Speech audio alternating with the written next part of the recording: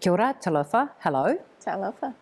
It is so lovely to be sitting down with you on International Women's Day as half of the dynamic duo that is now the brand new restaurant that's been open for a wee while. Yes. TALA. And yourself, Debbie, and Henry, you're such a fantastic combo. And I know my Samoan is very limited to something like, I'm looking forward to this talanoa, to this conversation, to this kōrero. And I know that you've called your restaurant TALA. Yes. And that means story or tale. That's right. And you have a tale to tell, don't you? Yes, I think we do, yeah.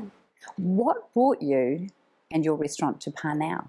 I think it was a long road and a big decision, because that's really a critical piece of the success of the business is where does that business sit well?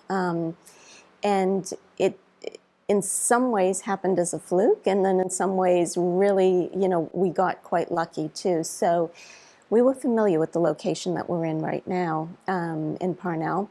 It was the site of our next pop-up that we were going to do. So we had already worked with, at that time it was Pasture, and we had worked with the owner on doing our whole menu. Henry had been in that kitchen cooking the whole menu just weeks prior to them shutting.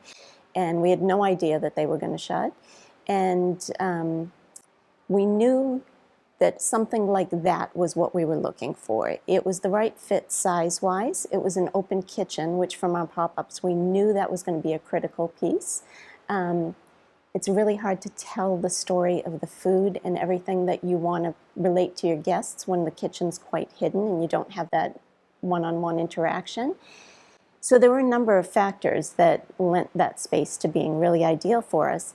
And, we were working on the details of the pop-up, and then communication fell off. And then someone had sent us the screenshot in the Herald saying, Pasture's closed.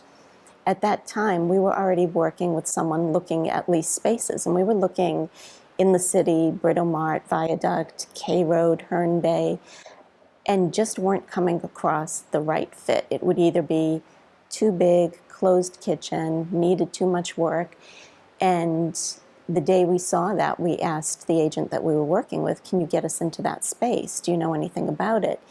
He got us in that day. It hadn't even come to the market. The landlord had just found out, that they were leaving. And we got in to see it and thought, this is going to be the right fit. So that started down the road of, let's focus on this space and work on getting a lease of this space. The key factor there, too, for what we're doing with it being Samoan food is the open fire cooking. Obviously, he's been able to recreate Inumo in a restaurant. Yeah. And so, that was really, once we leased the space, that was the first thing we did was, I want to get in there, I want to build the fire, and be sure this works. And so that was the first cooking that we did in that restaurant. And look, you were looking for a space and an actual physical space that suited you. But the more I learn about the suburb of Parnell and kind of the arriving of different cultures, like it is a local space, it is a tourist space, it is a broader city space. With Samoan food, you're American, yes. Henry is Samoan, yep. You're in New Zealand.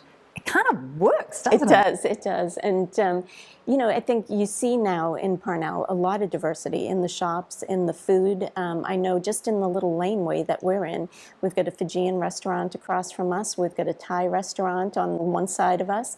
Now we've got kind of a breakfast and bistro in the front of us. So you see quite a bit of different styles of food going in, different cuisines going in, and that was one of the key factors from the get-go that we really stuck to. And it was really Henry's dream of this isn't, all-encompassing. You see so many restaurants that have gone down saying their food is Pacific and taking influences from many different cultures. And he was always quite steadfast in that this is Samoan, growing up in Samoa, he said, I know Samoan cuisine. I don't know the other cuisines and can't do them justice.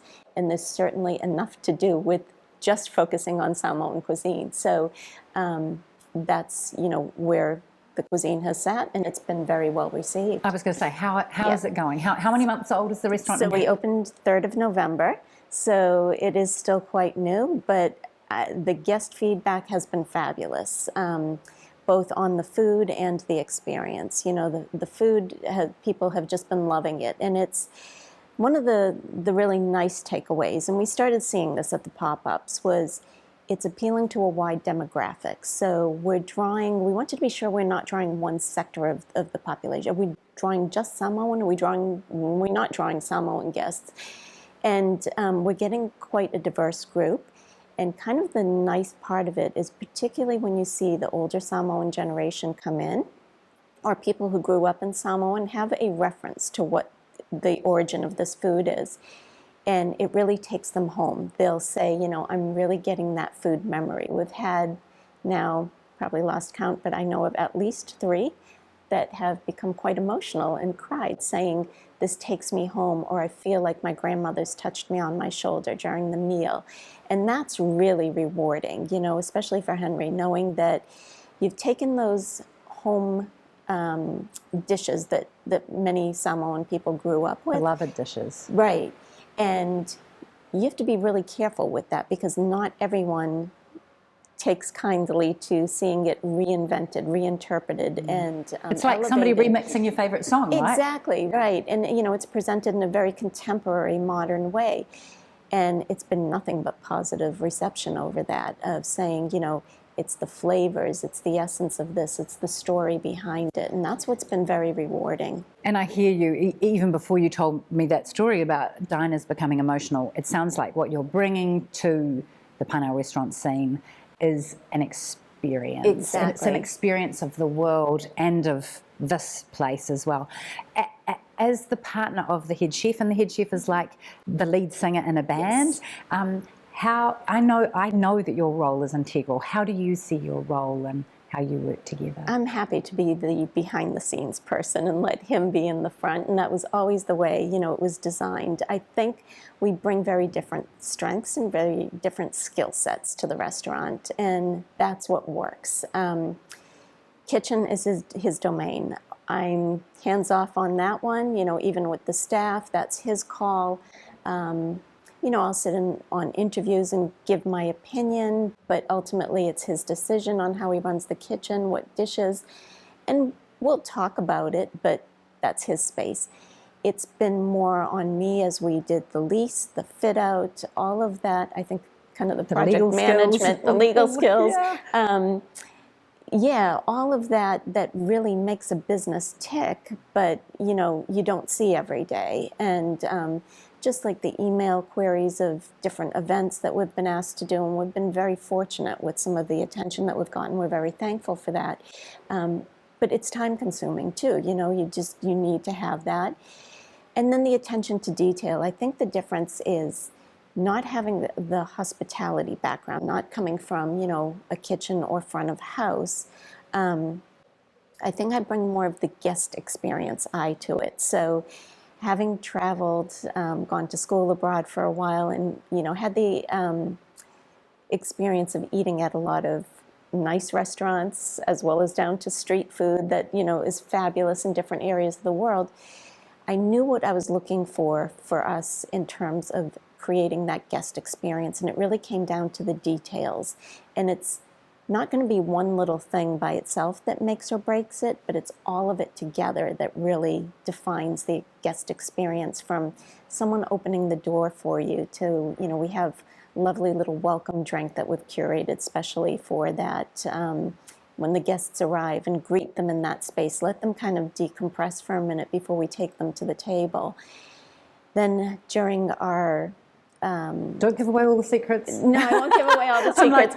I want to go, but I want to be surprised. One of them that has been talked about a lot, and we held it back from putting it out there in the early stages because we did want it to be a bit of a surprise when guests first started coming in, is the Apa Fafano hand wash ceremony, which is a traditional Samoan hand wash ceremony. And a lot of thought and attention went into that, you know, having custom-made artisan bowls that look like Samoan lava rock, working with Aesop's for essential oils that, you know, don't conflict with the food when you put your hands into that and then you're eating with your hands. So there were a lot of intentional choices in creating that guest experience, and it's been really well received. I'm so happy to hear it.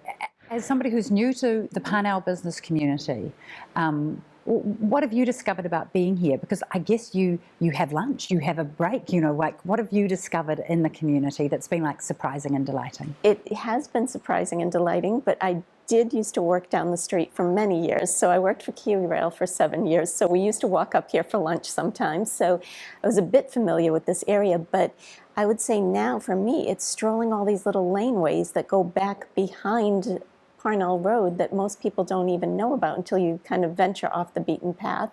There's a lot of amazing shops and restaurants, and I found kind of part of the fun of it is just popping into somewhere, and most of them are owner operated, meeting, who's the face behind this shop, this is someone's dream as well, and getting to know them and seeing, what brought them to this space and what's their business all about. I know, like for me, we're right across from the Fantail House, and that's my little secret escape. If things get stressful, I'll just go take a stroll in the Fantail for a bit, and the ladies have been lovely over there. I think another thing is there's been a lot of support between businesses that I see. So just in our little area, we've had the owners of several of the businesses come in and have dinner at TALA. We've taken our staff to some of these businesses. So it's nice to have that like community feel and support that I don't necessarily think you find in other, in the CBD or where it's just your business by itself. I think there's more of that community feel here in Parnell. Well, when I hear you say community look and feel, it's community. Yes. Because I was going to say, well, what difference do you think it makes having owner operators in the business? Yeah, I think it makes a big difference. I think I see it just in the attention that we give in our business, and it's always that you pop in and you still check everything. Is the bathroom just so? Is the plant just so? No one's going to do things the way you do when it's yours. You have a lot more invested in it. You want it to be a certain way, and you take great pride in that. And that's one of the things I see in some of the smaller owner-operated businesses, the pride they have in what they're doing, and that makes that nice community feel. So good. What would you like to see for the Parnell of the future? Parnell of the future, I think it's on track now. I think there's a shift from what a lot of people are saying, from years of maybe not being the destination that it was, but I think we're starting to see it turn back to a destination for shopping, for dining, and especially in the evenings, getting people out and coming here and knowing that it's a great place to walk around. There's a lot to do, a lot of good places to eat, have a drink, art galleries. So hoping that it continues to become more of a destination for locals, as well as as we start getting more tourists back in, domestic tourism as well as international tourism. So I think that's going to be the key, is driving the traffic into the area and keeping it, a safe place for guests to come in the evening and wander around and pop into a lot of the different places that are on offer. So the future's feeling bright. I think it does, yes, I think so. And tasty. Tala falava. Thank you. Thank you so much.